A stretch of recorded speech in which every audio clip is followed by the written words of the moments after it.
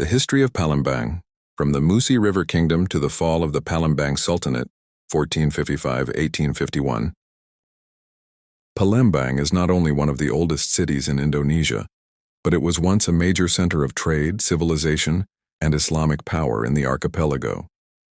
Here, the meeting of Malay, Javanese, Arab, and Chinese cultures shaped a great civilization along the banks of the Musi River. But how did Palembang transform from a former territory under Majapahit into a powerful Islamic sultanate? And how did that power eventually collapse under colonial rule? Let us explore the history of Palembang from 1455 to the mid-19th century. Palembang after Majapahit. After the decline of the Sriwijaya Empire, Palembang came under Majapahit influence. In 1455, Majapahit appointed Aryo Damar as the ruler of Palembang. From this period, strong Javanese influence entered the region. However, major change came through trade. Muslim merchants from Arabia, Gujarat, and across the archipelago brought Islam to Palembang's ports. Islam gradually became the religion of merchants and the ruling elite.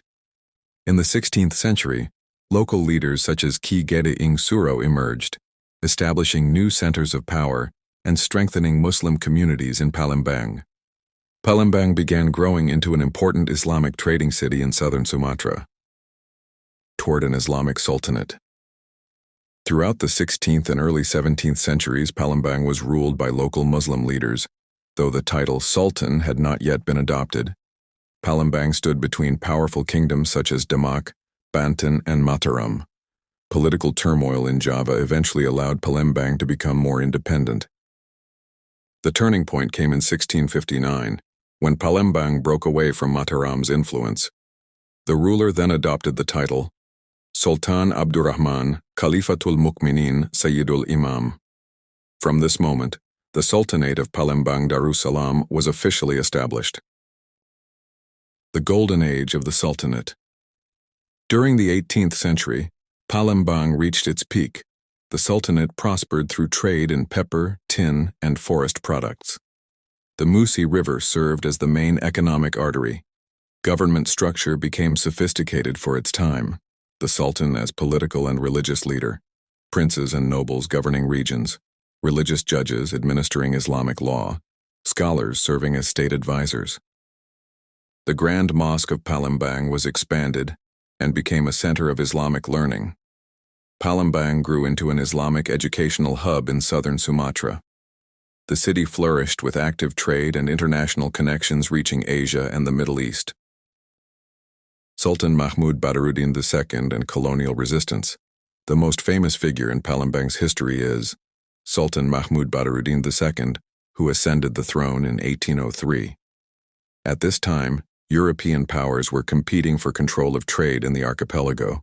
Both the British and the Dutch sought to dominate Palembang due to its tin resources and strategic trade routes.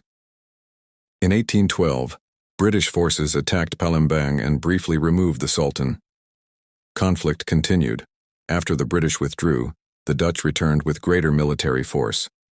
Sultan Mahmud Badaruddin II led strong resistance against Dutch colonial expansion. Kuto Besak Fortress became the center of Palembang's defense. However, in 1821, the Dutch launched a massive assault. The Sultanate was defeated, and the Sultan was exiled. The fall of the Palembang Sultanate. In 1823, the Dutch officially dissolved the Palembang Sultanate. Islamic governance structures were replaced by colonial administration. The Sultan no longer held political power. Nevertheless, Islamic traditions and religious leadership remained strong within society. Though political authority collapsed, Palembang's Islamic identity endured. Legacy of the Sultanate. The legacy of the Sultanate remains visible today. The Grand Mosque of Palembang. Kuto Besak Fortress. Malay Palembang cultural traditions. Literature and customary laws. Religious institutions within society. Palembang remains known as a religious and cultural center of Malay Islamic heritage. This long history shaped the character of Palembang's people, resilient and open to cultural and commercial exchange. Closing, Palembang's history shows how a city can rise, flourish, fall, and rise again, from an ancient trading hub to a great Islamic sultanate. To its struggle against colonialism, Palembang endures as an important Indonesian city. Today, the Musi River still flows, carrying stories of the past toward the future. If you enjoy historical content like this, don't forget to like, share, and subscribe. See you in the next historical episode.